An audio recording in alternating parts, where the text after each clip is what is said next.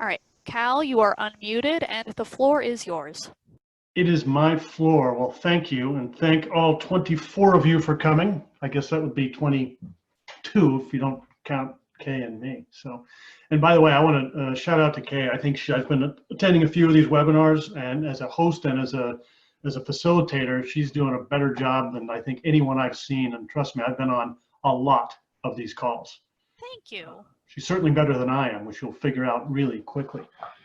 Well, normally, so we're it's a little bit of a short window. I've done this program a number of times. I can never get through the whole thing, so I kind of rearranged it, pulled out some high spots. Normally, I would put us all into some breakout rooms, but this time we're just kind of not going to have the time for it. Not to disappoint you when we start. I will have, my website is down here, tailwind.sandler.com. I am doing some others. This one specifically for the chamber. I am doing a series if you have any interest at all. And right here are some free resources, tailwind.sandler.com/sell. It's called the Sandler e-learning library. I can't believe we're giving that stuff away for free, but we have been. I will strongly urge you, even if you don't like what I have to say, I would strongly urge, which that could happen. I would urge you to go check that out because there's some really great resources. And the information just comes to me, so I'm not very pushy, so you'll be safe.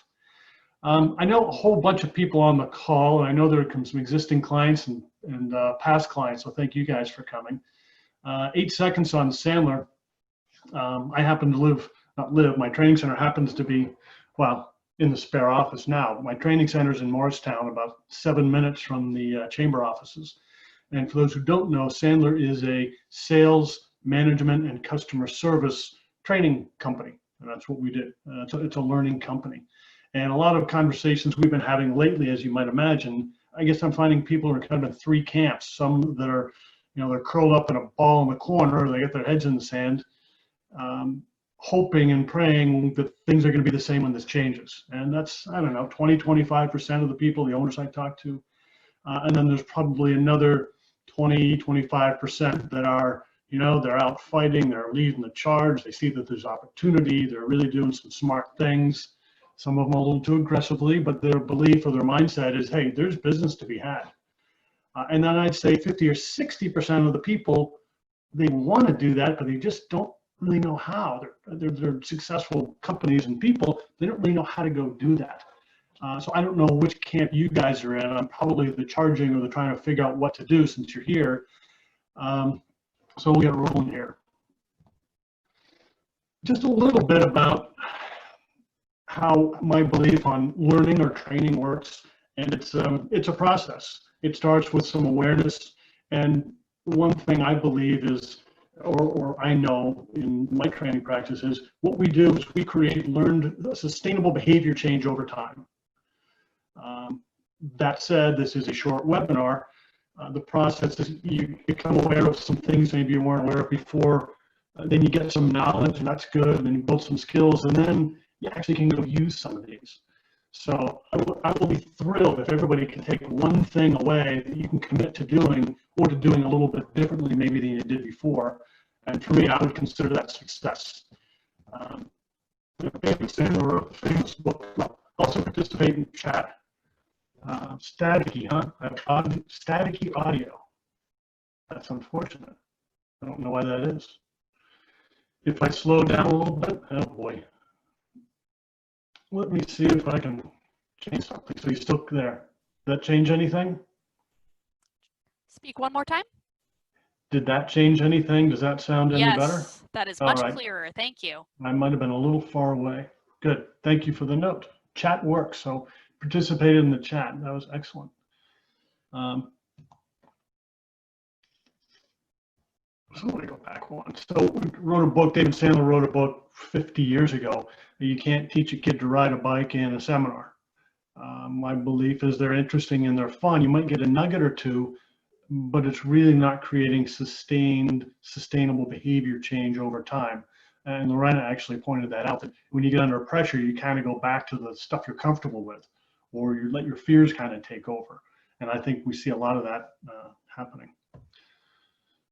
So what was going to drop y'all in a quick room. Maybe let's use the chat function here. What's one thing that you're kind of struggling with right now with, quote, selling remotely? It could be struggling, it could be selling, it could be remotely, it could be any of those things. Just type some things either to me personally if you don't want to share them with everybody, or if you want to put them in the public chat, either one. All right, uncomfortable making phone calls. Another one. I feel like I'm being rude and intrusive. Personal touch is my favorite way to do it. Mine too, except we don't have that option, really. Human connection, absolutely. People are afraid to spend money. We did an informal poll in the quote classroom. I think we had about 18 or so people last Wednesday. And in that room, within the prior 2 weeks, they sold a collective of about $750,000. So people are buying, people are spending, and you know, it's my belief also that this was in a movie somewhere that said, hey, it ain't nothing going to happen until somebody sells something. And you know, we're going to have to behave. I'll talk about behavior. We're going to have to behave ourselves out of this slump or funk or whatever. I mean, it's not. I don't want to downplay that. There are some people having some really hard times. There are some businesses. There's some people on here that have been furloughed. I get that. But I like to be in the mindset of, hey, there's opportunity, and let's go find a way to gently, not being pushy, and get out there to do it. So those are some good ones. So maybe we can, and a lot of these things, what I call head trash, and I can't throw them at you, but these are what I call head trash balls.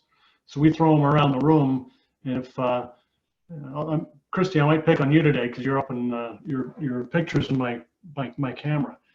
But we throw this ball at somebody who says, well, you know, in my industry, it's harder. Well, that's nonsense. Or in this economy, or, you know, it's something we call head trash, which are false beliefs and maybe getting in your way of doing some things you need to do. And that's good. And please feel free to steal that term head trash, because believe me, I have it too. I have it too. So the good thing, you know, I think people have shared a lot of charts and a lot of graphs and, you know, market cycles and all kinds of stuff like that. And, you know, there is a saying that I think probably it came from somewhere in the Bible, and I'm sure somebody smarter than me will know. But this too shall pass. And I think it was talking about plagues. I only know because that's what my grandfather used to say all the time. This too shall pass. And it will. And we are going to come out of it. And there's a lot of businesses that are coming to me to say, hey, how do we prepare for what's going to be coming out of this funnel? And how do we get ahead of it so our competitors aren't doing it? There's a lot of people doing nothing. So I encourage people, don't do nothing. Nothing is bad.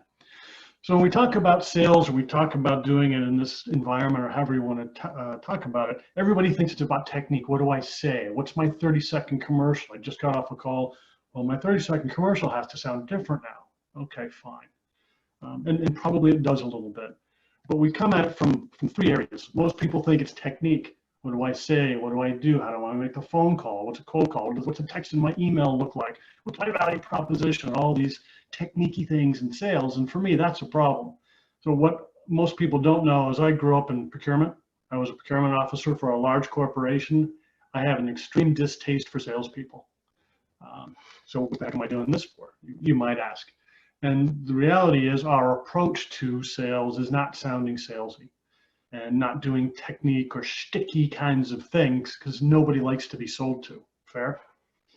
So we think of this in 3 ways. Technique, while it's important, really the keys to success are having a mix of attitude, behavior, and technique. And I'll go right to the shortcut here. Attitude is about the beliefs. What are we thinking? Are they true beliefs? Are they false beliefs? And the number one thing, since I can't ask the question, that I know is the number one characteristic of a successful salesperson or person or owner or anybody really is the self thing, self-concept, self-esteem, and nobody likes to talk about that. But if we're not on a score on a 10 in our self-esteem and our self-concept, everything else is going to be difficult. I'm never going to be able to get somebody to do some technique that might be different. They're not going to feel good enough to go do some behaviors. So it's all those beliefs. And what are our beliefs about money? Right? There was a couple good ones. Nobody's spending money. Somebody just wrote me a really large check in advance for a year of training. They're spending money. A lot of my clients are now. Some people aren't. So it's not a universally true thing. People don't want to talk to me on the phone. And actually, there were some studies out there. I wrote down some stats someplace. 71% of the people right now, earlier this week, really want to talk to a trusted advisor or supplier or somebody else. People are actually craving that interaction. I mean, we actually saw it here. But what they're not craving is have somebody in their face shoving a sale and features and benefits down their throat. So if we don't do it that way, so those are some beliefs I think that are false. And another attitude, what are our beliefs about money? What's a lot of money? If you're selling a product that costs $5,000, or if I'm going to hire Christy for $10,000 for a big project, if I think my God, $10,000, that's crazy. How am I going to sell my product if I think those dollars are big? So everybody has a different belief about their beliefs about money. I've hired cleaning people since I was 24 years old because I had asthma and I could not afford that. Believe me, everybody thought I was rich because I hired someone to clean my house. It was out of necessity, but I put a different value on that. I drove a 15-year-old car. I didn't have a great house, but I hired somebody to clean. So my values were different in that case. And then behaviors, what are the things that we should be doing? So I'm going to reorder these slides a little bit. What are some behaviors that are people doing right now? Go ahead and use the chat. What are some things, some sales behaviors you're doing to further your business or look for a job or whatever you're doing? What are you doing now? Maybe it's different than, what are some of the behaviors you're doing now? Prospecting emails and calls, that's good. Good. A lot of social media, holding web meetings, that's great. See, look at this one. See, no one's spending money, but this person just hired a marketing person. That's great. Lots of web meetings, virtual coffees, one-on-ones. One of my favorite things I'm trying to change, and I'll give my little pitch here for the chamber, is when we do the one-to-ones or schedule them, a lot of people really aren't able or willing to take an hour and a half to go down the street to have coffee with someone who might be trying to sell them something by mistake. So these 10-minute using Calendly or some kind of scheduling tool and doing that and doing a virtual Zoom call for 10 or 15 minutes, you know, boy, that's saving a lot of time. So I think there's some good things that are going to come out of here. A lot more virtual stuff. Redid my business plan. That's a great thing. And I'm going to talk about the CARE model here in a minute, about what are your prospecting behaviors? What are the things you should be doing? Finding ways to give. I think that's good. Now here's a little, and I've no problem with giving. I think that's a good thing. We talk about Emerson's law of compensation in Sandler, and that's the more you give, the more you get. And I know there'll be a half a dozen people here that are familiar with the law of attraction. Love that, and I won't go get all metaphysical on you today, but we talk about that a lot. In giving. Now, somebody made this point. Actually, my marketing director said, you know, it's interesting.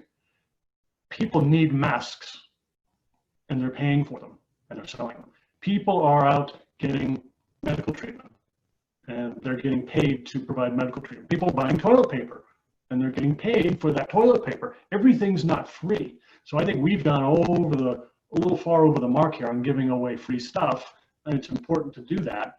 But you know, people do deserve to get paid for the service of the product that they sell. So I want to maybe reinforce that, maybe as a belief or an attitude. And here's how we get in trouble with this. You know, if I go back, I'll go back to the triangle in a minute, but we have certain beliefs, like people aren't spending money. So that's our judgment. So, well, if people aren't spending a lot of money, I'm going to annoy them to call them because they're not spending money. So they're going to be annoyed with me. So I'm not going to call them and I'm not going to get any results. So that reconfirms that belief that nobody has any money. So it's a circle. So we got to break that circle. And it starts with, well, you would think everyone says it's going to start with beliefs. It doesn't. So how many, I can't see a lot of hands, but by raise of hands, because other people can, how many people believe it's not really a great time to be calling people? Right. So you're probably not calling people. So we're probably not getting a lot of results, right? So now if you had a way and you could get comfortable with a softer, gentler, good message, and you did make some calls, do you think you might get some response? And then you might get some results, and that's going to change your belief. So when we go to this triangle, I always like to incite this argument. What drives what? Does your attitude and your self stuff drive your behavior, or does the behavior drive your attitude and beliefs? And the reality is, it's your behavior that drives your attitude. If I go take some action and I get some result from it, not one time, by the way, but if I change some behavior and I start getting some results and I take the action, then my beliefs are going to start to change. So I can reprogram those beliefs, but it doesn't start until you take some action. And that's the first thing. Make sense to everybody?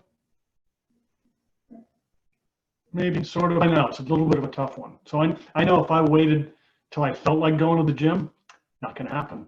But I know that that's something I need to go do. But when I leave there, I feel good, number one, because everybody feels good after they leave the gym, not the second day, but the first day. And you also feel really good because you set some goals, you had a goal, you met that goal. So what are people seeing here are some best practices right now for selling remotely. Go ahead and put them in the chat. Obviously, this is one. I have in a couple different places when I send things out, there's a Calendly link, and you just click on that. You can schedule a time on my calendar, and boom, you get a Zoom invitation. That's one that's pretty good.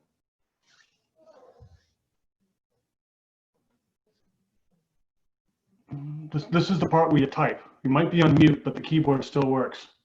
So come on, people. Or did you just come here because I don't really know any? So maybe some more people in the like showering tips. Oh, showing tips. Gotcha. All right. Sometimes I get a little personal in the chat things. So here are a few. Right. We used to do a lot of networking events. I mean, I bet everybody here has probably been to Business Connections more than once, and we missed that. Although the online version was pretty good, I have to say that was pretty good. So we have to change our belief system a little bit, and we have to change some of our behaviors a little bit. So the key to changing your belief system is to change your behaviors. And I love that, I think it was Lorena put down, I'm redoing my business plan. Goals, plans, and actions. If I know who I'm going to target to, who I want to sell to, who is doing business now, who are people I'm comfortable communicating with, identify that, and then put down some goals and some actions. One thing we do in the classroom is a lot of people have partnered up with someone else and gotten an accountability partner. I have a call this afternoon with my accountability partner, and I had to introduce 3 people this week to others, which I did, and I had to ask for 4 introductions from others. Well, I can ask you, maybe that would count as one, because I didn't quite get that one done. But he's not going to be too thrilled with me when I show up and I say, I didn't get my stuff done, Paul. And he's going to say, so go ahead and you can try making the excuses, but what do you think the reasons for you not taking that action was? Well, I was scared someone was going to be annoyed that I called them, right? So it's all that head trash stuff. So obviously we're doing video conferencing. I did a bad thing. I'm wearing a dark shirt today. Carrie Barrett has been doing some great stuff on etiquette and light. I'm seeing Jen on screen. Jen has a new light, which is, she looks lovely in her light. I have some natural light coming in. Stay closer to your microphone. So use whatever platform you're using, get good at it. People stink at it right now, and it's been 4 weeks. So get better at that. Host it. Go take a training class on it. Cold calling and cold email. I'll tell you what, I know a lot of people think it's not appropriate or it doesn't work. I had a digital marketing client. He closed like an $80,000 marketing project on a cold call. It works. I mean, you can't make that stuff up. Well, I guess I could, but I'm not. Thought leadership. You know, I'm doing some webinars. One to give back, and 2, honestly, I've had 2 new clients as a result of starting this webinar series. So there was a good reason, and it's fun for me. I like doing it. Rebuilding client relationships, reaching back to deals that you lost at some point.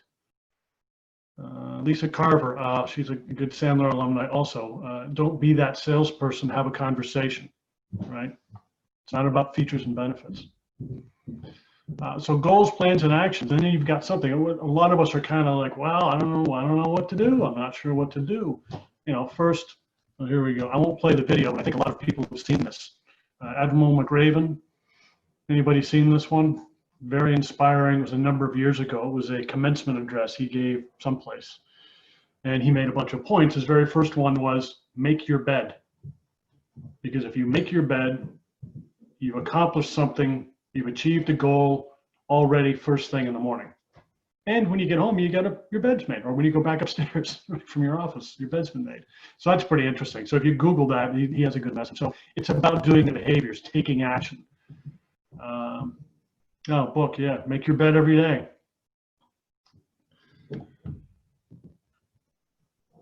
All right. So we've got some behaviors. So there are some behaviors. We can certainly do those things. Hopefully I have the care model in here. Okay, how are we doing on time? Not as bad as usual. That's good. 2:25. We're good. All right. So technique. What are some techniques that you see people use, or maybe that you use? Sales techniques. Toss some of those in the chat.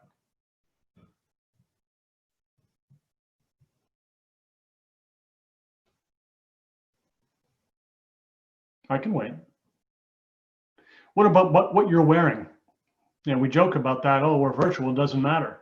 There was a guy yesterday sitting in a dark room with a hoodie, hadn't shaved.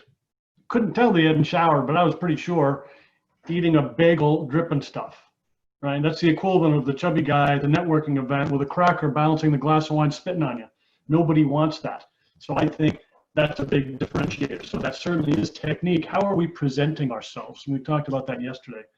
But how do you appear? Now, I don't know if that guy's any good at what he does. He's an insurance guy, but I'm pretty sure I'm not going to call him and ask him to help me on my insurance.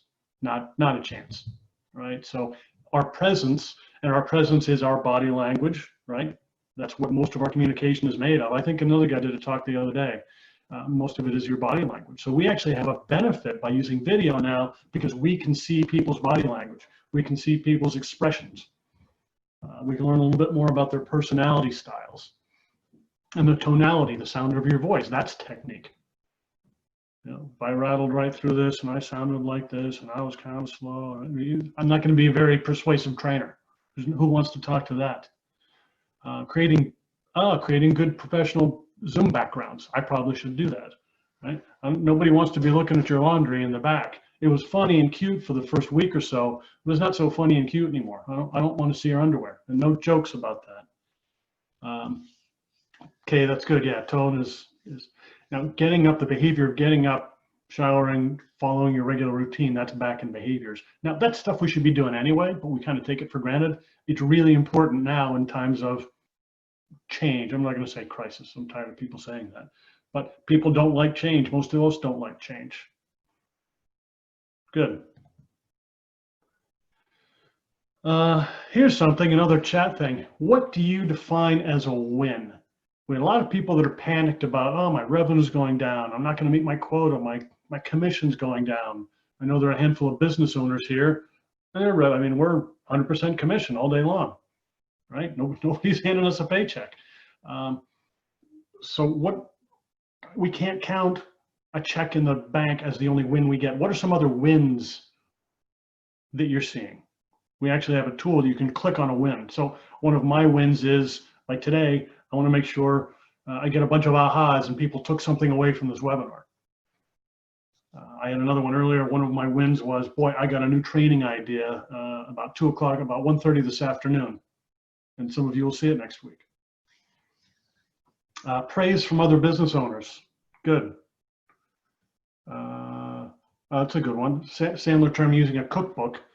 Really, it's a behavior plan. What are the things I need to do every day? I have a mini version because I was lazy today. Nope, it's gone. See, that's why there. There's a little checklist. I can't shut down until I get these things done. Jen's got her cookbook right there. That's awesome. So really, a cookbook, it's a recipe of, everybody should know and have documented who is their ideal prospect. What are the types of behaviors? How many calls do I need to make? How many reach outs to past clients do I need to do? And I can't be done until I tick all my boxes. And that's also where accountability helps a little bit, because who's going to know if I ticked my boxes? Well, Paul's going to know at 3:30 today whether I ticked my boxes. Creating a daily schedule. James, that's a good one. Yep. Getting the opportunity to present, or just getting a reply from an email. That's a win. Right? We have a technique, I might say, hey, and Lisa probably knows this. Lisa, haven't heard back from you for about 2 weeks. I'm getting the feeling that you're really not interested in having a conversation. Just, have your assistant give me a call, give me a note, and that's fine. I'll stop bugging you forever. Right? That's a technique, but it's doing those. How many of those close the file calls do I want to make? Daily schedule, that's good. Yep, calling all old prospects from the mattresses, yeah, from the bed store. So I have done a campaign, and I'll talk about this here in a minute. I think I will. So pre-call strategies. We're going to skip that. I want to get to some better stuff here. So understand your ideal client profile. So right now, I'm not spending a lot of time working on my patient care program with hospitals. It's just probably not. Maybe that's my head trash, but probably not ideal. For me, I know attorneys are struggling. They've gotten some dips, and they're horrible at prospecting. They don't know how to do it. But they're afraid to call people. People aren't calling them, so they're not getting their typical referrals. So what are the things, what are the ideal clients that you really want to be in front of or beside and having a conversation with? So this is pretty cool. I would write this one down. We call it the CARE model, K-A-R-E. So, and how much time? All right. Figure out what behaviors you should be doing in these 4 categories, because all of our customers, our clients, or prospects fall into these 4 categories. Who do we want to keep and why? They probably pay us on time. They give us a lot of referrals. They repeat continuous business. They're recurring revenue. And there are some clients you have right now that you may not want to keep. I lost one 2 weeks ago, thank goodness. But it's always nice to fire a client. Now's not a bad time. So who do you want to keep? And what are the behaviors? How many calls a week do you need to make to them? What's the profile of those that you want to attain? Brand new ones, net new logos, some people call them. People you've never done business with before. Where are they? What are they doing? Are they on LinkedIn? Are we initiating a conversation on LinkedIn? Are we tagging them? What is that? What are we doing? And there has to be some of that. And we're going to have tread tracks. It's not, I'll slow down a little bit. Did that get any better? Did the audio did not get better? Wow. There we go. Right there. It sounded better. Right Try again. there. All right. Thanks for the visuals. There we go. Good. Thank you. I don't know. I don't know. Maybe it's just me. Anybody else have 1 million people on your internet at home? It's kind of slowing it down a little bit. I can hear my wife's on a video call right now, so that could be part of the problem. So who do you want to go out and get new? Now, maybe it's not time. I know in photography and videography, maybe they're not doing it. I have one client who does pictures of things. People are sending them their things since he can't go out and go to their site. He's taking deposits on the future. Hey, Kathy, it's not a great time now. I understand that. But really, I'm concerned that when the dam bursts here, another, I don't know, month, 2 months, 6 weeks, whatever that is, I want to make sure that I get to do your stuff. So I'm offering some opportunities now. If you'd like to make a deposit, I'll make sure you're the first one in line when things break. That's been a successful strategy for new clients. Expand. Raise your hands if anybody has customers or clients. A couple of people didn't raise their hands. That's not so good. I'm sure everybody has them. So expand, in my mind, is you're selling something, a good or a service for them. I'm just going to do a quick audio check here before we go any further.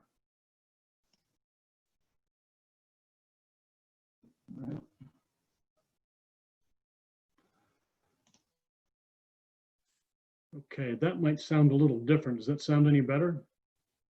It does sound better? Okay, switch to the other device. So you're all selling something to somebody, but there are probably things, this is a statistic that we do this, and we joke about it, and it always turns out to be true.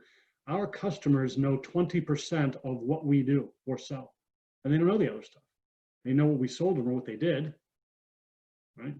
But they know we do headshots, or they know we do sales training, but they don't know all the other stuff. Well, whose fault is that? Not ours. I mean, it is ours, of course. So there are opportunities, and I'll literally draw a grid. Here are all the customers I have. Here are all the products and services I have. Who's not buying and has an opportunity? So some people call that cross-selling. And then recapture. I love the comment about the that somebody made, Christy made. You know, I also have done that, and I think there are some former clients on this call made an effort to reach back to people that you haven't seen or talked to for a while. They liked you, they loved you, they were a customer or a client for a while. They probably still do, and just call, check in on them, find out what they're up to. So if you make a list of behaviors you can do for each one of those categories of your customers, I promise you, you will come out of this situation with more money than you have in now. Right. Yeah, we're slow, all right. We got about 10 minutes, just so you know. Yep, very good.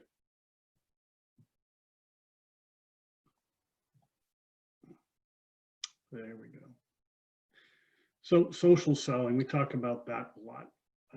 Using virtual tools, we're obviously doing that now.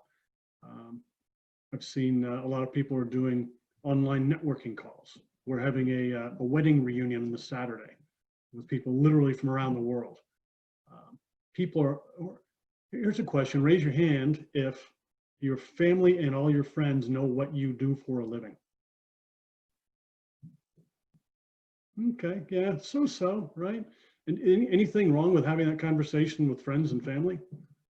That's a lot of head trash that we have, right? I had that for a while, like my Facebook. I don't want Facebook. I don't want my old fraternity brothers mixing with my prospects and my clients. That's not going to be good.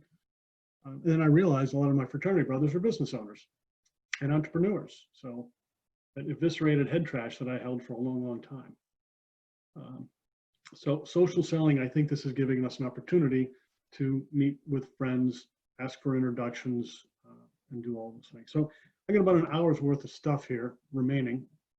A couple things just to be sure not to do.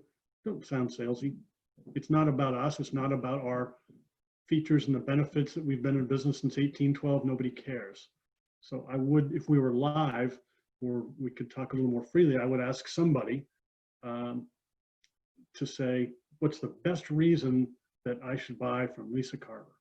And she would say, well, we have the largest network of candidates anywhere, and we have this. And I would say, another big impersonal firm. I don't want to work with them. So if you start by what we call showing up and throwing up all the wonderful things you do, then you might be offering all the things that they don't want. So listen, ask questions, right? Understand what we call their pain, understand what their pain points.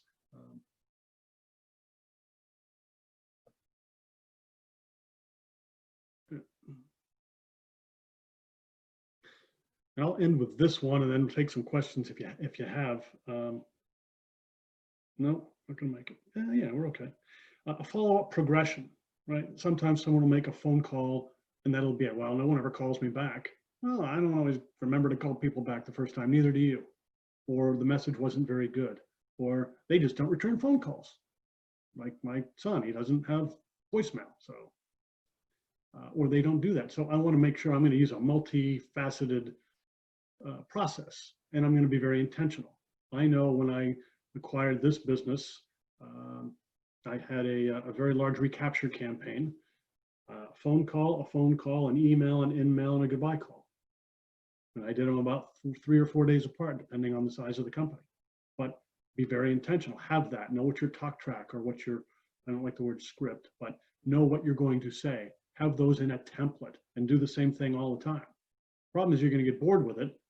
The good news is it works. So make sure you're doing multiple follow-ups and being consistent about it. It's going to take 5 or 6. I don't believe in much more than 6. If somebody touches me 12 times, I'm going to touch them right back. But everyone's heard the statistic, it takes 14 touches to something. What that meant, that also includes the marketing process. And I think a lot of the marketing folks on here will realize that. All right. Yeah, gatekeepers, right? I shouldn't even use the word gatekeepers because that suggests that they're bad people. Well, they're supposed to let people in also. They're supposed to let the good ones in. And if I said, well, you know, Kathy, what if I'm one of the people you're supposed to let in? I wouldn't say it that way. I would be much more nurturing. But, you know, they can be our friends. They're there to be helpful. That's their job. And they're generally pretty helpful people. And they're smarter than bad salespeople who try and be sneaky about it. All right, so okay, this is how good you are. This is a small miracle that I've actually not blown through our time. So, and that has nothing to do with me. Thanks for keeping us on track. No, thank you. Seriously, this is great information. Thank you so much for this presentation. Everyone, please put any questions you have in chat. We still have a couple minutes. Yeah, what I'd like to do is kind of go around the room, and it's hard to do with 30-some people. What was your one moment? Is there something that you took away that you can do? Did you have an aha today? And I like to do that, not for just me. Well, it is for me because I need to feel good too. But it may be something somebody else missed or didn't hear because they were having a genius attack on their own. So put in some things. Put some things in chat. I will read them. Great. While we wait those to roll in, just a moment, I just want to let everyone know that I also posted in chat our Facebook and LinkedIn pages. You can keep an eye on those for any upcoming webinars that we're having. All of our webinars are being recorded and will be posted on our YouTube page and video and our video library on our website. The next webinar we're taking a break Monday, but Tuesday we are having stylist Sharon Kornstein, Emmy Award-winning makeup artist Eve Pearl, and award-winning news anchor Carrie Barrett tell you how to look your virtual best on Zoom conference calls. I know I definitely need it, so I hope I'll see you all there. And let's see what comments we have in the chat. Good. So it's hard to stay motivated sometimes. It is. I think if you've got a cookbook or a plan of action, someone else mentioned the CARE model. If you've listed those things, tell somebody else that you're going to do them, check in with them, find an accountability partner. It's a great time to do that. Everybody's kind of wants a little bit of that touch. You know, at the beginning of the week, call Lisa and say, Lisa, I'm going to get these 7 things done by the end of this week. Can you call me back on Friday and make sure I did? I'm not going to disappoint Lisa. There ain't no way I'm showing up and not doing what I told her I would do. Right? That can be helpful. Amen. Head trash, that was a good one. I need an accountability partner. Okay. Don't use a spouse or business partner unless you want to get divorced in business or at home. Those are not a good accountability partners. I'll tell you that now. And you can ask me why I know that. Doing daily cookbook, love it. Oh, interesting. Yeah, Richardson. Yep, I know them. Or I think is better too. What else? Accountability. DISC, understanding, reading people, body language. That's a good one. Be intentional about what you're doing.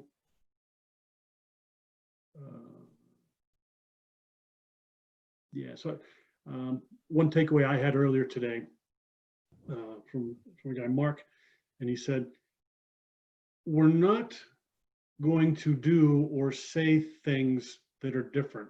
It's just how we're going to go do it is going to be different. Right? Our product and our service is about the same. Our behaviors are largely going to be the same. Everybody has the same sales process. And if you don't believe me, think if this sounds like yours.